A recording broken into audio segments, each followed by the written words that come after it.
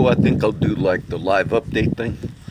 I actually just taught the Sunday sermon, which that goes up now in maybe about a week because I have another teaching post. Those that are on Twitter and Facebook, I'm just kind of reading. I've followed the news the last few days. I figured being I was checking some of my Twitter. Yesterday I got something I'm not real familiar with. I just retweet all of those of you see I retweet my videos and all. But I had a message on my phone that CCPD tweeted something to me. I kind of thought, oh, I don't know if I want to read it, maybe. But it just came on the phone. So anyway, as I was rechecking everything, I'll discuss some of the news that I tweeted on. But then it says on the phone, they tweeted this to me, and it says a 38-year-old man died of excited delirium. Now, I'll be quite frank, I'm not sure if that meant somebody at CCPD sent that as a message. I read the story. He was excited delirium. I read it because I read the news every day. And just seems strange. That's how it comes across on my phone. CCPD tweeted that to you. And it was about the death of a man that took place just the other day. Okay, why did I upload? I have a lot of liberal friends and I have a lot of conservative friends. And I was talking to my dear mom yesterday because I don't call and talk a lot. But I felt, no, I should call my mom. And she's very happy when I call. And I make a lot of jokes, talking, not off-color jokes. But I shared a few little things on the teaching video, not big stuff. But she likes it when I call. And my sister who passed away, I used to talk to her when I called on weekends. And they would laugh. But my mom is a very big liberal and loves MSNBC and all of that.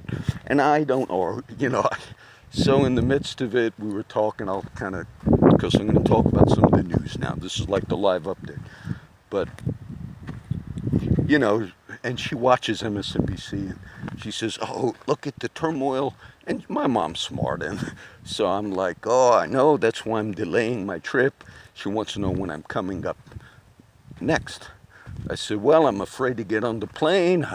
If I get on the plane, like the 3-hour flight, I get off the plane, there'll be a whole new cabinet, and she watches MSNBC, and I'll be honest, there's a big turnover, but they've been pushing that for like a year now, the media. And I could see how people get impacted. So I said, and then I'll be on the plane, I'll be like, I got to get off the plane, I check the news, what happened, everything changed in 3 hours. I said, I'll be running out of the airport. There'll be some homeless guy sitting there like, can you please help me, sir? And I'd be like, man, Trump's got everything. So I'm kind of, I can talk and joke. It doesn't have to be like offensive, you're against this. Or I said, and the homeless guy look up, I'll be like, everything's in turmoil. I said, and I'll look down, I'll say, it's McCabe. Of course, my mom was laughing. Okay, the firing of Mr. McCabe, Andrew McCabe. I gave a few tweets where, if the FBI does their own internal investigation, and then they say, and when I read McCabe's statement, obviously he was mad. And I did see it as he showed that the first thing I thought, without reading all commentary, but McCabe basically said he was singled out, and I know many of my liberal friends believe all that. But then even in his statement, he said, when I read it, his statement the other day, and he said, because I was under so much pressure and all that's going on, I maybe forgot or just accidentally misled, but it wasn't on purpose. And I found it interesting because if you look at, he's accused of, Mr. Comey was asked, I believe it was by Congress, if he himself had knowledge or authorized any leaking to the media about particular things, though McCabe's defense is that was my job to speak to the media. It's a little news thing. And it seems like he purposefully did mislead. But he was mad because he said, though he might have put Mr. Comey under some serious problems now, criminal stuff. And McCabe felt probably he did lie, but he lied. He's FBI, and he lied to the FBI. More than likely, that is what he did, because the way he explained it was, I was under pressure and all. But maybe he simply felt, because of the whole melee of everything going on, it was just unjust, like to lose somewhat. I think he might still get some retirement, not just the full retirement. It would be 10 times more than what I get anyway. But he felt like, how could you push that? And what came to my mind was the General Flynn thing. When General Flynn pled guilty to a felony, which was lying to the FBI, later on, we found that their own text, Mr. Strzok, said, no, he's not lying to us intentionally. And yet later they changed and said, we'll get him anyway. We'll destroy Flynn or whoever. And I thought McCabe was upset because he did something that he himself, I'm sure, knew was a lie, because he's FBI. And Flynn probably, because the FBI said, we don't think he's purposefully misleading us. And somebody like McCabe, he wouldn't make a mistake. You understand? He knows about all FBI. He was heading it up. So I found, but he was still upset. And that's why I shared some of those particular tweets. I told my dear mom, I said, I don't think Sessions actually wanted to fire him. But when you have the FBI saying, no, there's grounds. And some of these same types of things, meaning the covering up of emails or delaying it, when you see that some of them right now have been brought to the level of criminal charges, some of the things that they themselves, the investigators, have been involved in. And Mr. Comey's just going to come out with that book, talking about basically how righteous he is, one of the most righteous people.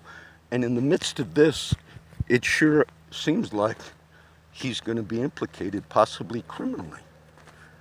And I don't, I retweeted those were, I think, New York Post, and I didn't retweet the thing. I checked that tweet again. I thought, why would CCPD tweet me? Now, it did come, and it says, this was tweeted to you. And it talked about somebody who died by excited delirium. I just felt like, if that was a direct tweet, if I tweeted something like that to CCPD, I'd be arrested, because it would be like a message sending. I don't tweet directly to PD. And I'm telling you, that's how it came on my thing, and I just opened up the tweet and it said, this was tweeted to me. In the midst of a lot of the things that go on, I find it, some were worried that Mr. Mueller's going to get fired. When they just recently opened up, we're going to look into the business transactions of Mr. Trump. His had nothing to do with the president, or you can go back and do all that, and that's a mistake. And that's not the intention. And I would just simply say, I know both sides are embroiled in this. And the little joke I made, it was not intended. Even my liberal mom thought it was funny, but it's not intended to say. I understand Mr. McCabe and his family probably have some, he's not going to be in poverty, believe me. He's just not going to get the full pension. His might still be $150,000 a year. Okay, they don't tell you all that. I'm just estimating. It might be like 70-something% of it, which would be a lot more than full wages for many people. But yes, when things hit home, I felt in Mr. McCabe's defense, which I read, when I read it, I said, no, you are someone that knows how to speak to your own FBI, and you don't, because of pressure, act how I left, no. And it's possible now, McCabe, and maybe Comey, that article from Jonathan Turley, who's not a conservative, but he's a law professor, he believes, because if you read that article from Turley, that McCabe might have put Mr. Comey in criminal liability right when the book's coming out that talks about how noble Mr. Comey is. It just, I think Trump and his Trump's son and his wife are now divorcing. And in some of the conversations I had, uh, even some of the liberals said, "Oh, they don't want to be caught up in all these investigations that all the," and that plays a huge role in whether they keep showing on the media. And this is like on mainstream media, and it's sad. The other day they said, but they show Stormy Daniels next to Melania, like on the actual media. But he didn't speak about Stormy Daniels, and then they're disgracing her. I never saw mainstream media put up like the Paula Jones and all that next to the Hillary, next to her face. Why is Hillary still putting up with all of the past? So they have their own thing going on. And we understand. I would say that the Mueller thing, I covered this before. This is a case that I was somewhat, more concerned with because we used to do a lot of anthrax runs. They were never real anthrax, but the holster of the anthrax, if those remember. And then we had to have first responders particular ways. We had a lot of runs. People found sugar on the floor. It's anthrax. And of course, it never was in the city of Kingsville, but for 6 or 7 years, I remember there's documentaries on it, the government falsely destroyed, I believe his name was Stephen Hatfield.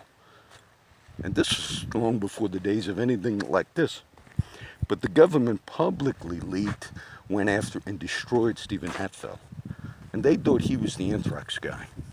He wasn't. He was a scientist. They said he's the one. They publicly leaked on him, destroyed him. The government settled for millions and millions of dollars.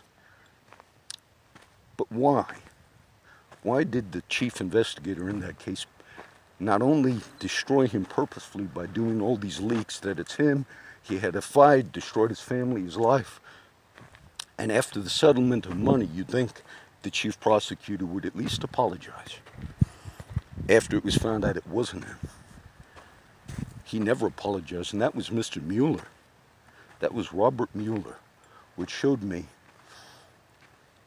a vindictiveness and an unwillingness to say, okay, we looked at a particular thing and it wasn't there. And in the anthrax case, we were wrong. We're sorry. No apology. So no matter how just, honest, or noble you feel a particular individual is, nobody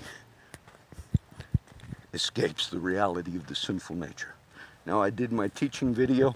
I wasn't going to do this other video, but I figured I would because I made those few. Those of you that see this on YouTube in a little while, on my Facebook and Twitter, there's just a few stories, news stories that I tweeted. And when I look at the people, whether it's the gun debate, whether it's most people have good points on each side of the aisle. And very rarely will they change their viewpoints. And even as I discuss with whether it's liberals or conservatives, and sometimes I do share, I say, well, this is a particular thing. Some of my liberal friends might not be aware of other particular things. My honest view about the McCabe thing, I said, I think really Sessions didn't want to fire him. I said, but when you had the type of recommendation by the FBI and the internal investigation, firing, those things you normally face criminal charges over when you lie to the FBI. And we have others that have, just for what McCabe did. And he knew what he did, because he knows exactly what you can say and what you're not supposed to say. A General Flynn or maybe another person who his life is not spent in exactly what you're supposed to say and not to say. There's no way that Mr. McCabe would accidentally omit key things about their involvement in whether it's not pursuing one investigation. So that's just an honest view. And I had said that when I had this discussion. I said that's just the honest view. And then today some more liberals are saying the same thing. It's not which team is going to win, okay? So I'll do this as the little update. We should have the teaching post tomorrow, which is Colossians 1. And I'm doing a little more writing on that because it's a new commentary that I'm going to write, all right? I want to bless everybody. Liberal friends, conservative friends. And I understand, I try, I don't read something from a conservative, though I might not agree with their point, and I try not to hold that against them. But any anger, or I try not to do that on the liberal side either. But when I see, whether it's investigations that maybe initially what you thought you should look into, then becomes we got to get something. And then some of those same people are caught up in the very exact thing they're investigating. And they say, it's not fair, you targeted me. When the level of scrutiny has now been released, some of those articles you can read. Yes, because it's the melee of what's going on. A fair accounting would be, a lot of people really thought there was big Russian collusion. And I've heard Mr. Schiff and others say it's there, pointing to things that are already in the public domain. And it's not there. And then you transition to any dealings that the Trump organization had. I believe they're wrongfully targeting Mark Zuckerberg of Facebook. I will say this in defense of Mark Zuckerberg. The way they have then began going after Facebook because Russians bought ads. Russian people bought ads. And up to like $50,000 in the election cycle, which was nothing. Republicans and Democrats spent $18 million.